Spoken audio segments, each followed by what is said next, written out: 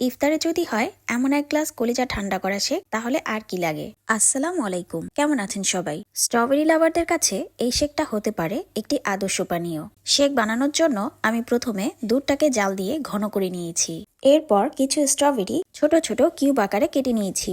কাটা হয়ে গেলে একটি ছোট বাটিতে এগুলো তুলে নিয়েছি। তোলার পর যে স্ট্রবেরিগুলো ব্লেন্ড করব সেগুলো মাঝখান থেকে দুই ভাগে ভাগ করে নিয়েছি। এরপর ব্লেন্ড করার জন্য ব্লেন্ডার জারের ভেতর আগে থেকে কেটে রাখা স্ট্রবেরিগুলো দিয়ে দিয়েছি। যেহেতু স্ট্রবেরি সাধারণত টক মিষ্টি হয়, এজন্য চিনির পরিমাণটা বেশি নিয়েছি। আরও দিয়েছি কয়েকটা বরফ কুচি ও সামান্য পরিমাণ মিল্ক পাউডার। সবশেষে দিয়ে দিয়েছি আগে থেকে জাল দিয়ে রাখা দুধ। এরপর ভালোভাবে ব্লেন্ড করে নিয়েছি।